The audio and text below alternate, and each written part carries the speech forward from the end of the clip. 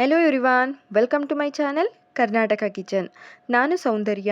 ಇವತ್ತಿನ ವಿಡಿಯೋದಲ್ಲಿ ಕೃಷ್ಣ ಜನ್ಮಾಷ್ಟಮಿ ಸ್ಪೆಷಲ್ ಆಗಿ ಕೃಷ್ಣನಿಗೆ ನೈವೇದ್ಯಕ್ಕೆ ಇಷ್ಟ ಆಗುವಂಥ ಸಿಹಿ ಅವಲಕ್ಕಿನ ಯಾವ ರೀತಿಯಾಗಿ ಮಾಡೋದು ಅಂತ ಹೇಳ್ಬಿಟ್ಟು ತೋರಿಸ್ಕೊಡ್ತಾ ಇದ್ದೀನಿ.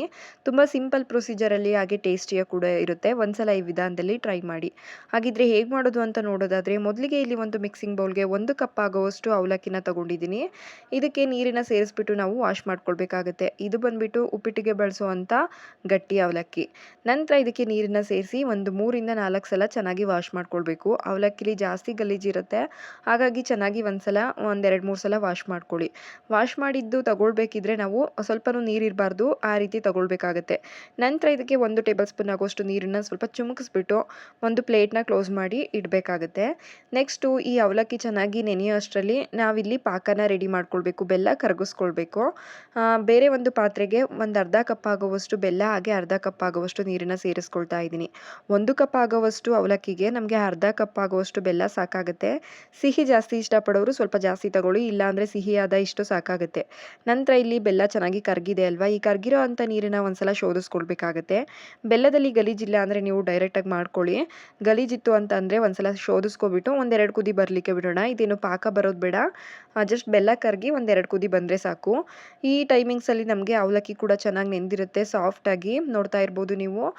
ಉದ್ದುದ್ರಾಗಿ ಚೆನ್ನಾಗಿ ಸಾಫ್ಟಾಗಿ ನೆಂದಿರುತ್ತೆ. ತುಂಬ ರಫಾಗಿ ತಿನ್ನೋದಕ್ಕೆ ಕಷ್ಟ ಆಗೋ ರೀತಿಲಿ ಇರೋದಿಲ್ಲ. ಈ ರೀತಿ ನೀವು ಅವಲಕ್ಕಿನ ನೆನೆಸ್ಕೊಳ್ತು ಅಂತ ಅಂದರೆ. ನಂತರ ಇಲ್ಲಿ ಕುದೀತಿರೋ ಅಂಥ ಬೆಲ್ಲದ ನೀರಿಗೆ ನಾವಿವಾಗ ಏಲಕ್ಕಿ ಪುಡಿ ಹಾಗೆ 1 ಕಪ್ ಆಗೋಷ್ಟು ತೆಂಗಿನಕಾಯಿ ತುರಿನ ಹಾಕ್ಕೊಂಡು ಚೆನ್ನಾಗಿ ಮಿಕ್ಸ್ ಮಾಡ್ಕೊಳ್ಬೇಕು. ನೀವು ಈ ರೀತಿಯಾಗಿ ಬೆಲ್ಲದ ನೀರಿಗೆನೆ ಫಸ್ಟೇ ತೆಂಗಿನಕಾಯಿ ತುರಿ ಹಾಕಿ ಮಿಕ್ಸ್ ಮಾಡಿಕೊಂಡ್ರೆ ನಿಮಗೆ ಪ್ರಸಾದ ಬೇಗ ಹಾಳಾಗೋದಿಲ್ಲ. ನೀವು ಲಾಸ್ಟಲ್ಲಿ ತೆಂಗಿನಕಾಯಿ ತುರಿ ಹಾಕೊಳ್ತು ಅಂತ ಅಂದರೆ ಜಾಸ್ತಿ ಹೊತ್ತು ಇಡೋಕ್ಕಾಗೋದಿಲ್ಲ, ಹಾಗಾಗಿ ಅಷ್ಟೇ.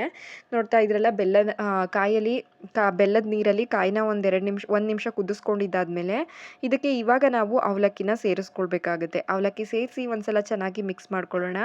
ಮಿಕ್ಸ್ ಮಾಡ್ಕೊಳ್ತಾ ಇರಬೇಕಾದ್ರೆ ನಾವು ಇನ್ನೊಂದು ಪ್ಯಾನಲ್ಲಿ ಡ್ರೈ ಫ್ರೂಟ್ಸ್ನು ಕೂಡ ಫ್ರೈ ಮಾಡಿ ಸೇರಿಸ್ಕೊಳ್ಬೇಕು.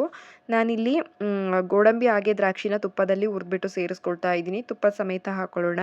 ಹಾಕ್ಕೊಂಡು ಒಂದ್ಸಲ ಚೆನ್ನಾಗಿ ಮಿಕ್ಸ್ ಮಾಡ್ಕೊಳ್ಬೇಕು. ಆ ಬೆಲ್ಲದ ನೀರೇನಿರುತ್ತೆ ಅದರಲ್ಲಿ ಅವಲಕ್ಕಿ ಚೆನ್ನಾಗಿ ಹಿಡಿದು ಅರಳ್ಕೋಬೇಕು. ಹಾಗಾಗಿ ನೋಡ್ತಾ ಇದ್ರಲ್ಲ, ನೀರೆಲ್ಲ ಅಬ್ಸರ್ವ್ ಆದಮೇಲೆ ಒಂದು ಪ್ಲೇಟ್ನ ಕ್ಲೋಸ್ ಮಾಡಿಬಿಡಿ. 1-2 ನಿಮಿಷಕ್ಕೆಲ್ಲ ನಮಗೆ ಅವಲಕ್ಕಿ ಚೆನ್ನಾಗಿ ಅರಳ್ಕೊಂಡಿರುತ್ತೆ. ನೋಡಿ, ಈ ರೀತಿಯಾಗಿ ಚೆನ್ನಾಗಿ ಆ ಬೆಲ್ಲದ ಪಾಕನೆಲ್ಲ ಹೀರ್ಕೊಂಡು ನಮಗೆ ಅವಲಕ್ಕಿ ಅನ್ನೋದು ಚೆನ್ನಾಗಿ ಅರಳಿರುತ್ತೆ. ಉದುರುದ್ರಾಗಿರುತ್ತೆ, ಆಗಿದ್ರೆ ಸಾಫ್ಟಾಗಿರುತ್ತೆ, ತುಂಬ ಚೆನ್ನಾಗಿರುತ್ತೆ. ಈ ವಿಧಾನದಲ್ಲಿ ಟ್ರೈ ಮಾಡಿ. ಈ ಸಲ ಜನ್ಮಾಷ್ಟಮಿಗೆ ನೈವೇದ್ಯಕ್ಕೆ ಈ ರೆಸಿಪಿನ ನೀವು ಖಂಡಿತವಾಗೂ ಟ್ರೈ ಮಾಡ್ಬೋದು, ಅಷ್ಟು ರುಚಿಯಾಗಿರುತ್ತೆ. ಈ ಅವಲಕ್ಕಿ ರೆಸಿಪಿ ನಿಮ್ಮೆಲ್ಲರಿಗೂ ಕೂಡ ಇಷ್ಟ ಆಗಿದೆ ಅಂದ್ಕೊಳ್ತೀನಿ. ಇಷ್ಟ ಆಗಿದ್ದರೆ ಲೈಕ್, ಶೇರ್, ಕಮೆಂಟ್ ಮಾಡೋದ್ರ ಜೊತೆಗೆ ಇನ್ನೂ ಯಾರು ನನ್ನ ಚಾನಲ್ನ ಸಬ್ಸ್ಕ್ರೈಬ್ ಮಾಡದೆ ವಿಡಿಯೋ ನೋಡ್ತಾ ಇದ್ದೀರಾ, ಪ್ಲೀಸ್ ಸಬ್ಸ್ಕ್ರೈಬ್ ಮಾಡ್ಕೊಳ್ಳಿ. ಇದೇ ರೀತಿಯಾಗಿರೋ ಅಂಥ ಈಸಿ ರೆಸಿಪೀಸ್ ನನ್ನ ಚಾನಲ್ನಲ್ಲಿ ಬರ್ತಾ ಇರ್ತವೆ. Thank you for watching.